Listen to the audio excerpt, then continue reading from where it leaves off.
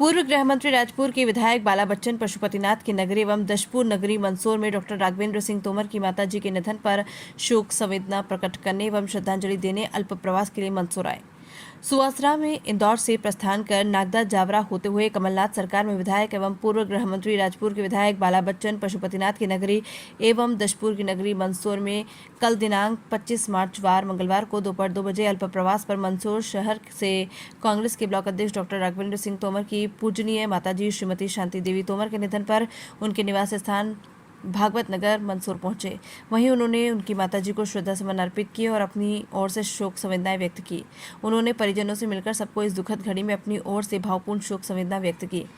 इसके दौरान मंदसौर क्षेत्र के एवं ग्रामीण अंचलों के सैकड़ों कांग्रेस कार्यकर्ता भी उनके साथ थे, जिसमें वर्तमान मंदसौर के विधायक एवं जिला कांग्रेस के अध्यक्ष विपिन जैन, मंदसौर के पूर्व विधायक नव कृष्ण पाटिल, मंदसौर जिला पंचायत के सदस्य भोपाल सिंह सोलंकी, जिला पंचायत के सदस्य प्रतिनिधि जगदीश धनगर, फौजी अखिल भारतीय उपस्थित थे। सुवासरा से पंकज बैरागी की रिपोर्ट।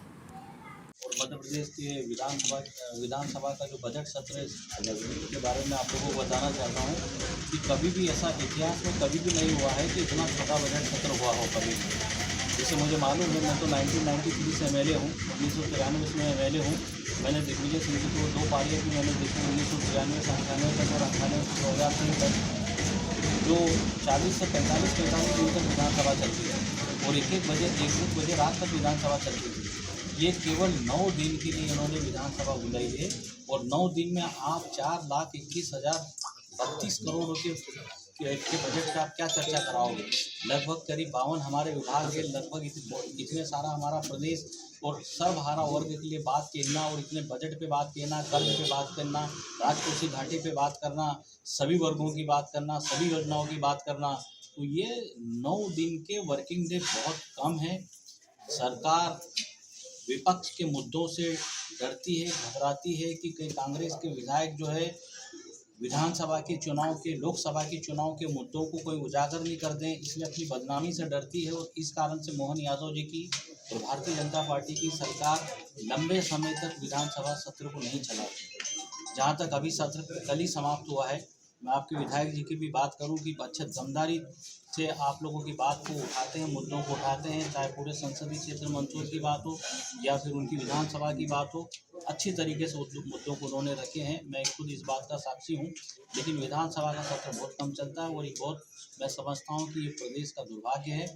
हाउस चलेगा तो मुद्दे उठेंगे और फिर लोगों के काम होंगे, लोगों को न्याय मिलेगा। किसान आंदोलन एक बार फिर क्यों मामला सुप्रीम कोर्ट तक पहुंचा है? देखिए, मैं आपको बताना चाहता हूँ, सबसे पहले तो मैं जैसे कमलनाथ जी की सरकार में खुद भी मैं उनके मंत्रिमंडल का एक मंत्री रहा हूँ और लगभग हम लोगों ने करीब 27 लाख किसानों का 11,500 करोड़ का हमने कर्ज माफ किया और उस समय हर दिन लगभग 4 से 6 किसानों की कर्जे के कारण आत्महत्याएं होती थी।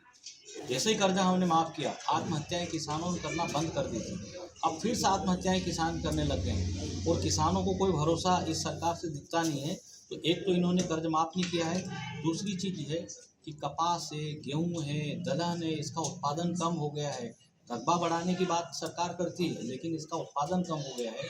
तो जो किसानों को जो मिलना चाहिए, अभी देखिए ठीक समय पे खाद नहीं मिल रहा है, बीज नहीं मिल रहा है, दवाई नहीं मिल रही है। उसके बाद जो अच्छा नहीं मिल रहा, अच्छी क्वालिटी के खाद, बीज और दवाई नहीं मिल रहे, नकली मिलने लगे हैं, फसलों का भाव नहीं मिल रहा है, SPP खरीद और जो समर्थन मूल्य पे जो खरीदी होना चाहिए वो खरीदी नहीं हो पा रही है। तो तमाम किसानों के जो मुद्दे हैं फिर उनको संकट में ला रहे हैं ये सारे मुद्दे, सरकार इन पर भी ध्यान नहीं दे रही है।